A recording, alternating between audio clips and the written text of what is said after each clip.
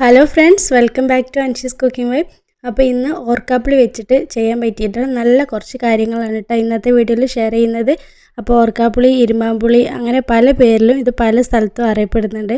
അപ്പോൾ നിങ്ങൾ നാട്ടിൽ എങ്ങനെയാണോ പറയുന്നത് അതൊന്ന് കമൻറ്റ് ചെയ്യണേ. അപ്പോൾ അത് വെച്ചിട്ടുള്ള ആദ്യത്തെ ടിപ്പ് എന്താണെന്ന് വെച്ചാൽ, ഞാനിപ്പോൾ നല്ല ഓർക്കാപ്പുളി കുറച്ച് അരിഞ്ഞ് വെച്ചിട്ടുണ്ട്. അരിയാതെ വേറെ പഴുത്തതൊക്കെ മാറ്റി വെച്ചിട്ടുണ്ട്. അപ്പോൾ പഴുത്തത് ഞാനിപ്പോൾ ഒരു കുക്കറിലിട്ടിട്ട് അതിലേക്ക് 2 കപ്പ് വെള്ളം ഒഴിച്ചു കൊടുക്കുന്നുണ്ട്. അതുപോലെ തന്നെ ഒരു 3 ടേബിൾ സ്പൂൺ നിറയെ ഉപ്പ് ഇട്ട് കൊടുക്കുന്നുണ്ട്. എന്നിട്ട് നന്നായിട്ടൊന്ന് ഒരു വിസിൽ വരുന്ന വരെ ഒന്ന് വേവിച്ചെടുക്കണം. അപ്പോൾ അതാ ഒരു വിസിൽ വന്ന് അതിൻ്റെ ആവിയൊക്കെ പോയതിന് ശേഷം ഞാൻ തുറന്ന് നോക്കിയപ്പോൾ നന്നായിട്ട് തന്നെ വെന്തിട്ടുണ്ട്. ഇനി നമുക്കത് നന്നായിട്ട് ഉടച്ചെടുക്കണം. ഒന്നെങ്കിൽ ഇതുപോലെ ഉടച്ചെടുക്കുക, അല്ലെങ്കിൽ മിക്സിയിലിട്ടൊന്ന് അടിച്ചെടുക്കുക. അപ്പോൾ ഞാൻ നന്നായിട്ട് തന്നെ ഒന്ന് ഉടച്ചെടുത്തിട്ട് അതൊന്ന് അരിച്ചെടുക്കുകയാണ്. അപ്പോൾ ഇതിൻ്റെ ജ്യൂസാണ് നമുക്ക് വേണ്ടത്.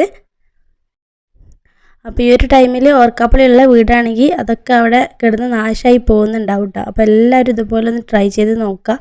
എന്തായാലും നിങ്ങൾക്ക് യൂസ്ഫുൾ ആയിട്ടുള്ളൊരു വീഡിയോ ആണിത്. അപ്പോൾ ഇതാ അരിച്ചെടുത്തപ്പോൾ ഇത്രയും ജ്യൂസ് കിട്ടിയിട്ടുണ്ട്. ഇനി നമുക്ക് അതിലേക്ക് കുറച്ച് ഇൻഗ്രീഡിയൻസ് കൂടെ ചേർത്ത് കൊടുക്കണം. ഒരു 1/4 കപ്പ് ബേക്കിംഗ് സോഡ ചേർത്ത് കൊടുത്തിട്ടുണ്ട്. അതുപോലെ തന്നെ ഒരു 1/4 കപ്പ് വിനീഗർ കൂടെ ചേർത്ത് കൊടുക്കുക. അപ്പോൾ വിനീഗറൊക്കെ ചേർത്ത് കൊടുത്താൽ അത് കുറേ കാലം കേടാവാതിരിക്കുള്ളൂ. അപ്പോൾ ഇതൊരു 6 മാസത്തോളം എങ്ങനെയായാലും പുറത്ത് വെച്ച് നമുക്ക് ഉപയോഗിക്കാൻ പറ്റും കേട്ടോ. അതുപോലെ തന്നെ ഒരു 1/4 കപ്പ് ഡിഷ് വാഷ് കൂടെ ഒഴിച്ചു കൊടുത്തിട്ടുണ്ട്. അപ്പോൾ നിങ്ങളുടെ കയ്യിൽ ഏതാണുള്ളത് അത് ഒഴിച്ചു കൊടുക്കുക. എന്നിട്ട് എല്ലാം കൂടി നന്നായിട്ടൊന്ന് മിക്സ് ചെയ്തെടുക്കുക. അപ്പോൾ ഈ ഒരു ടൈമിൽ ഗ്രീൻ ഫുഡ് കളർ ഉണ്ടെങ്കിൽ അതുകൂടെ ചേർത്ത് കൊടുക്കുക കേട്ടോ. അപ്പോൾ നല്ലൊരു കളർ കിട്ടും. ഞാനിപ്പോൾ അതൊന്നും ചേർത്ത് കൊടുത്തിട്ടില്ല. എന്നിട്ട് ഇതാ ഡിഷ് വാഷിൻ്റെ ബോട്ടിൽ കഴിഞ്ഞതുണ്ടായിരുന്നു. അപ്പോൾ അതിലൊന്ന് ഒഴിച്ച് വെക്കുകയാണ്. അപ്പോൾ നമുക്ക് യൂസ് ചെയ്യാൻ എളുപ്പമായിരിക്കുമല്ലോ ഇങ്ങനത്തെ ബോട്ടിൽ ഒഴിച്ച് വെക്കുകയാണെന്നുണ്ടെങ്കിൽ. അപ്പോൾ ഇതുണ്ടെങ്കിൽ നമുക്ക് വീട്ടിൽ ക്ലീൻ ചെയ്യാനൊന്നും പുറത്തുനിന്നൊന്നും വാങ്ങിക്കേണ്ട. പാത്രം കഴുകാനായാലും ബാത്റൂം കഴുകാനായാലും ഒക്കെ ഈ ഒരു ലിക്വിഡ് മാത്രം മതി. അപ്പോൾ നമുക്ക് ഇത് വെച്ചിട്ടൊന്ന് ക്ലീൻ ചെയ്ത് നോക്കാം. അപ്പോൾ ആദ്യം ഞാൻ ഈ കുക്കറിൻ്റെ അടിഭാഗം ഒന്ന് ക്ലീൻ ചെയ്ത് കാണിച്ചു തരാം. അത്യാവശ്യം നന്നായിട്ട് തന്നെ കരി പിടിച്ചിട്ടുണ്ട്. അതിനാദ്യം അതിന് മുകളിൽ കുറച്ച് ബേക്കിംഗ് സോഡ ഇങ്ങനെ വിതറി കൊടുക്കുക. എന്നിട്ട് നമ്മൾ നേരത്തെ മാറ്റി വെച്ചിട്ടുള്ള ആ ഒരു ഓർക്കാപ്പുളിയുടെ ചണ്ടി ഉണ്ടല്ലോ, അരിച്ചെടുത്ത ബാക്കി, അത് ഇതിൻ്റെ മുകളിലായിട്ട് ഇങ്ങനെ തേച്ച് കൊടുക്കുക. എന്നിട്ട് ആ ഒരു ലിക്വിഡ് കുറച്ച് അതിൻ്റെ മുകളിൽ ഒഴിച്ചു കൊടുത്താൽ അതവിടെ കുറച്ച് നേരം അങ്ങനെ നിന്നോളും. അപ്പോൾ ഒരു അരമണിക്കൂർ അങ്ങനെ വെക്കുക. എന്നാലും നമുക്ക് നല്ല റിസൾട്ട് കിട്ടുള്ളൂ. അല്ലെങ്കിൽ നമുക്ക് ഒരുപാട് സമയം ഉരച്ച് കഴുകേണ്ടി വരും. അപ്പോൾ അതവിടെ ഇരിക്കട്ടെ. അതിന് മുൻപായിട്ട് ഞാനിപ്പോൾ ഈ ഒരു ചുമരൊന്ന് ക്ലീൻ ചെയ്ത് കാണിക്കാം. അപ്പോൾ ഈ ഒരു ഭാഗത്ത് അത്യാവശ്യം നന്നായിട്ട് തന്നെ അഴുക്ക് പിടിച്ചിട്ടുണ്ട്. അപ്പോൾ അത് ഈ ഒരു സൊല്യൂഷൻ വെച്ച് നമുക്ക് പെട്ടെന്ന് തന്നെ ക്ലീൻ ചെയ്തെടുക്കാം. അപ്പോൾ അവിടെ സ്വിച്ച് ബോർഡ് ഉണ്ടായതുകൊണ്ട് തന്നെ നമ്മൾ നന്നായിട്ട് ശ്രദ്ധിച്ച് വേണം ചെയ്യാൻ വേണ്ടിയിട്ട്. അതിനകത്തേക്കൊന്നും വെള്ളമൊന്നും ആവരുത്. അപ്പോൾ ആ ബ്രഷിൽ കുറേശ്ശെ ആക്കിയിട്ട് ഇതുപോലെ ഒന്ന് ഉരച്ചു കൊടുത്താൽ മാത്രം മതി. ഒരുപാട് വെള്ളം ഒഴിച്ചിട്ട് കഴുകി കളയരുത്. ചുമരിലെ ഒരുവിധം കറകളൊക്കെ ഇത് വെച്ചിട്ട് നമുക്ക് ക്ലീൻ ചെയ്തെടുക്കാം കേട്ടോ. അപ്പോൾ എത്രത്തോളം അഴുക്കുണ്ടെന്ന് നിങ്ങൾക്ക് കണ്ടതാണല്ലോ. അപ്പോൾ നമുക്ക് നോക്കാം എത്രത്തോളം ക്ലീൻ ആവുന്നുണ്ടെന്ന്. അപ്പോൾ ഈ ഒരു ഭാഗത്തൊക്കെ അത്യാവശ്യം നന്നായിട്ട് തന്നെ അഴുക്കുണ്ട്.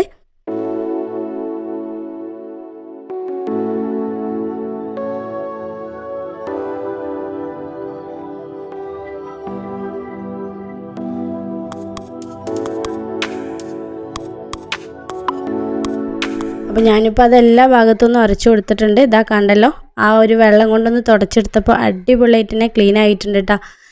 അപ്പോൾ മുൻപത്തെ ചുമര് നിങ്ങൾ കണ്ടതാണല്ലോ, നല്ല മാറ്റം വന്നിട്ടുണ്ട്. അപ്പോൾ ഒന്ന് ട്രൈ ചെയ്ത് നോക്കണേ. അപ്പോൾ ഇനി നമുക്ക് കുക്കർ ക്ലീൻ ചെയ്തെടുക്കാം. അപ്പോൾ അത്യാവശ്യം കറകളൊക്കെ അതിൽ നിന്ന് ഇളകി പോന്നിട്ടുണ്ട്. ഇനി ബാക്കിയുള്ളത് നമുക്ക് സ്ക്രബ്ബർ വെച്ചിട്ട് നന്നായിട്ടൊന്ന് ഉരച്ചെടുക്കാം. അപ്പോൾ കുക്കറിൻ്റെ ആ ഒരു കറുപ്പ് കളർ പെട്ടെന്ന് തന്നെ നമുക്ക് പോയി കിട്ടും കേട്ടോ. ഇത് കുറച്ച് സമയം റെസ്റ്റ് ചെയ്യാൻ വെച്ചാൽ, അപ്പോൾ ഈ ഒരു കമ്പി വെച്ചിട്ട് നന്നായിട്ടൊന്ന് ഉരച്ചെടുത്താൽ മതി. അപ്പോൾ എല്ലാവരും വീട്ടിലും ഉണ്ടാവും ഇതുപോലെ കറ പിടിച്ച കുക്കറും കരി പിടിച്ച കുക്കറും ഒക്കെ ഉണ്ടാവും. അപ്പോൾ ഒന്ന് ട്രൈ ചെയ്ത് നോക്കണേ, നല്ല കളർ കിട്ടും. അതുപോലെ തന്നെ വെള്ളി ആഭരണങ്ങൾ ഉണ്ടെങ്കിൽ അത് ഇരുമ്പാമ്പുളി വെച്ചിട്ട് കഴുകുകയാണെന്നുണ്ടെങ്കിൽ നല്ലൊരു തിളക്കം കിട്ടും കേട്ടോ. അതുപോലെ തന്നെ നമ്മൾ കുട്ടികളായാലും വലിയവരായാലും അച്ചാറോ കെച്ചപ്പൊക്കെ കഴിക്കുന്ന സമയത്ത് ഡ്രസ്സിലായിട്ടുണ്ടെങ്കിൽ അതിൻ്റെ കറ പിടിക്കാറുണ്ട്. അപ്പോൾ അത് പെട്ടെന്ന് ആയ പാടന്നെ പെട്ടെന്ന് പോയിട്ട് ഒരു ഓർക്കാപ്പുളി പൊട്ടിച്ച് ഒന്ന് ഉരച്ച് കൊടുക്കുകയാണെന്നുണ്ടെങ്കിൽ പെട്ടെന്ന് പോയി കിട്ടും കേട്ടോ. കറയൊന്നും പിടിക്കൊന്നുമില്ല. അപ്പോൾ കറ കളയാനും ബെസ്റ്റാണ് ഓർക്കാപ്പുളി. അപ്പോൾ അതാ ഈ ഒരു കുക്കറിൻ്റെ അവസ്ഥ നിങ്ങൾ ആദ്യം കണ്ടതാണല്ലോ. അത്യാവശ്യം നന്നായിട്ട് ക്ലീനായി കിട്ടിയിട്ടുണ്ട്. നല്ല വെള്ളി കളറായിട്ടുണ്ട് കേട്ടോ. അപ്പോൾ അലുമിനിയം പാത്രം ഏതായാലും ഇങ്ങനെ ക്ലീൻ ചെയ്ത് നോക്കിയിട്ടുണ്ടെങ്കിൽ നല്ല റിസൾട്ട് കിട്ടും. അപ്പോൾ ഒന്ന് ട്രൈ ചെയ്ത് നോക്കുക. അതുപോലെ തന്നെ നമ്മളെ കിച്ചൺ സിങ്കൊക്കെ ഇതൊരു തുള്ളി ഒഴിച്ചിട്ട് നന്നായിട്ടൊന്ന് ഉരച്ചു കൊടുത്താൽ മാത്രം മതി. നല്ല തിളക്കം കിട്ടും, നല്ല പുതിയ സിങ്ക് പോലെ ആയി കിട്ടും കേട്ടോ. ഞാനിപ്പോൾ ആ ഒരു തുള്ളി ഒഴിച്ചിട്ട് ഒന്ന് ഉരച്ചു കൊടുക്കുകയാണ്. നമ്മൾ ആ ഒരു കുക്കർ കഴുകിയപ്പോൾ അതിൻ്റെ വേസ്റ്റൊക്കെ അതിലുണ്ടായിരുന്നു. അപ്പോൾ അതൊക്കെ എടുത്ത് മാറ്റിയിട്ട് ഒന്ന് കഴുകിയപ്പോൾ നല്ല പുതിയ സിങ്ക് പോലെ ആയിട്ടുണ്ട്. അപ്പോൾ സിങ്ക് മാത്രമല്ല കേട്ടോ, ഇങ്ങനെയുള്ള സ്റ്റീൽ പാത്രങ്ങളൊക്കെ പെട്ടെന്ന് തന്നെ ക്ലീൻ ആയി കിട്ടും. അതിൻ്റെ ആ ഒരു തുരുമ്പൊക്കെ പെട്ടെന്ന് പോയി കിട്ടും കേട്ടോ. അപ്പോൾ ഇത് കുറച്ച് ഒഴിച്ച് കൊടുത്തതിന് ശേഷം നമുക്കത് ബ്രഷ് വെച്ചിട്ടൊന്ന് ഉരച്ചു കൊടുക്കാം. പിന്നെ ഇങ്ങനെയുള്ള പാത്രങ്ങളൊന്നും ഒരിക്കലും സ്റ്റീൽ സ്ക്രബ്ബർ വെച്ചിട്ട് ഉരയ്ക്കരുത്. കാരണം അതിനകത്ത് ആ ഒരു ഹോളിൻ്റെ അകത്തൊക്കെ അത് ഇരുന്നിട്ട് നമ്മളത് പെട്ടെന്ന് ക്ലീൻ ചെയ്യുമ്പോൾ ഒന്നും പോകണമെന്നില്ല. അത് ഇരുന്ന് നമ്മൾ ക്യാരറ്റോ കാബേജോ ഒക്കെ അരിയുന്ന സമയത്ത് അതിൻ്റെ കൂടെ അത് കുക്ക് ചെയ്ത് പോകും.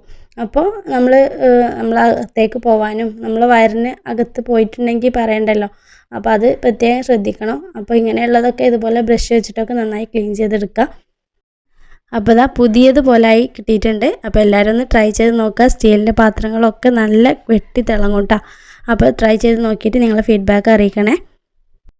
അപ്പോൾ പാത്രങ്ങൾ മാത്രമല്ല, നമ്മൾ സ്റ്റൗവൊക്കെ നല്ല ക്ലീനായി കിട്ടും. ഇതുപോലെ ഇതൊരു തുള്ളി ഒഴിച്ചിട്ട് ഒന്ന് തുടച്ചെടുത്താൽ മാത്രം മതി, പെട്ടെന്ന് തന്നെ ക്ലീനായി കിട്ടും. പിന്നെ ആ ഒരു വിനീഗറിൻ്റെ ഒക്കെ സ്മെല്ലുണ്ടായതുകൊണ്ട് തന്നെ പല്ലി, പാറ്റ അങ്ങനത്തെ സാധനങ്ങളൊന്നും ഇപ്പോൾ സ്റ്റൗവിൽ ഇങ്ങനെ അരിച്ച് നടക്കൊന്നുമില്ല. എപ്പോഴും നല്ല ക്ലീനായിട്ട് നല്ല ഫ്രഷ് ആയിട്ട് തന്നെ ഇരുന്നോളും. അപ്പോൾ ഇങ്ങനെ ഉണ്ടാക്കി വെക്കുകയാണെന്നുണ്ടെങ്കിൽ നമുക്ക് പാത്രങ്ങളും അതുപോലെ തന്നെ സ്റ്റൗവും എല്ലാതും ക്ലീൻ ചെയ്യാൻ ഇത് മാത്രം മതി കേട്ടോ. അപ്പോൾ അതിനധികം ചിലവൊന്നും ഇല്ലല്ലോ, നമുക്ക് പുറത്തുനിന്ന് ഡിഷ് വാഷൊന്നും വാങ്ങിക്കണ്ട. അപ്പോൾ നമ്മൾ വാഷ് ബേസ് ആയാലും സിങ്ക് ആയാലും ഒക്കെ ക്ലീൻ ചെയ്തിട്ട് നല്ല പുതിയതുപോലെ ആക്കി വെക്കാൻ പറ്റും. അപ്പോൾ ഇതാ ഞാനിപ്പോൾ വാഷ് ബേസ് കൂടെ ഒന്ന് ക്ലീൻ ചെയ്ത് കാണിക്കാം. വാഷ് ബേസൊക്കെ കഴുകാൻ ബെസ്റ്റാണ് കേട്ടോ, പെട്ടെന്ന് തന്നെ ക്ലീനായി കിട്ടും. അപ്പോൾ ഇനി നമ്മൾ ബാത്റൂം ക്ലീനറും ഒന്നും പുറത്തുനിന്ന് വാങ്ങിക്കണ്ട, ഇതൊന്നും ഉണ്ടാക്കി വെച്ചാൽ മാത്രം മതി.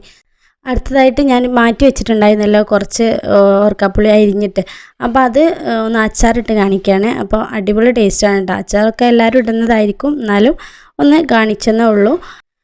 അതിന് ആദ്യം കുറച്ച് ഓയിൽ ഒഴിച്ച് കൊടുത്തിട്ടുണ്ട്. എന്നിട്ട് അതിലേക്ക് 2 ടേബിൾ സ്പൂൺ കടുക് ഇട്ട് പൊട്ടി കുറച്ച് ഇഞ്ചി വെളുത്തുള്ളി ഇട്ട് കൊടുത്തിട്ട് നന്നായി മൂപ്പിച്ചെടുത്തതിന് ശേഷം കുറച്ച് കറിവേപ്പില കൂടി ഇട്ട് കൊടുത്തിട്ട് നന്നായിട്ടൊന്ന് ഇളക്കി കൊടുക്കുക. എന്നിട്ട് അത് നന്നായിട്ട് തന്നെ ഒന്ന് വാടി വന്നതിന് ശേഷം അച്ചാർ പൊടി മാത്രം ഇട്ട് കൊടുക്കുന്നുള്ളൂ കേട്ടോ, വേറെ പൊടികളൊന്നും ചേർത്ത് കൊടുക്കുന്നില്ല. അപ്പോൾ അത്യാവശ്യം 2 ടേബിൾ സ്പൂൺ അച്ചാർ പൊടി ഇട്ട് കൊടുത്തിട്ടുണ്ട്. എന്നിട്ട് ഒരു 2 കപ്പോളം സുർക്ക ഒഴിച്ച് കൊടുത്തിട്ടുണ്ട്. അപ്പോൾ അതുകൂടി ചേർത്തിട്ട് നന്നായിട്ട് തന്നെ ഇളക്കി കൊടുത്തിട്ട് ഒന്ന് തിളപ്പിച്ചെടുക്കണം. അച്ചാർ ഉണ്ടാക്കുന്ന സമയത്ത് സുർക്ക നമ്മൾ ചൂടാക്കാതെ ഒഴിച്ചു കൊടുക്കാറുണ്ട്. അപ്പോൾ പെട്ടെന്ന് തന്നെ അച്ചാർ കേടായിപ്പോവും.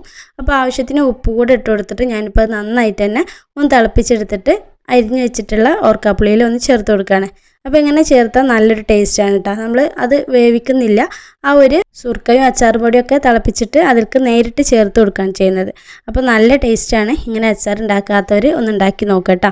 അപ്പോൾ നമുക്ക് അച്ചാർ മാത്രമല്ല, ഇത് നീളത്തിൽ അരിഞ്ഞിട്ട് കുറച്ച് വിനീഗറും കാന്താരി മുളകും ഉപ്പ് കൂടി ഇട്ടിട്ടുണ്ടെങ്കിൽ നല്ല അടിപൊളി ടേസ്റ്റാണ്. അതുപോലെ തന്നെ ഞാനൊരു ജ്യൂസ് കൂടി ഉണ്ടാക്കി കാണിക്കുന്നുണ്ട്. ഒരു 4-5 ഓർക്കാപ്പുളി ഇട്ട് കൊടുത്തിട്ടുണ്ട്. പിന്നെ ഒരു പിടി തേങ്ങ, ആവശ്യത്തിന് പഞ്ചസാര, ഒരു ചെറിയ ഏലക്കായ, പിന്നെ ആവശ്യത്തിന് ഒരു 2 കപ്പ് വെള്ളം കൂടി ഒഴിച്ചു കൊടുക്കുക.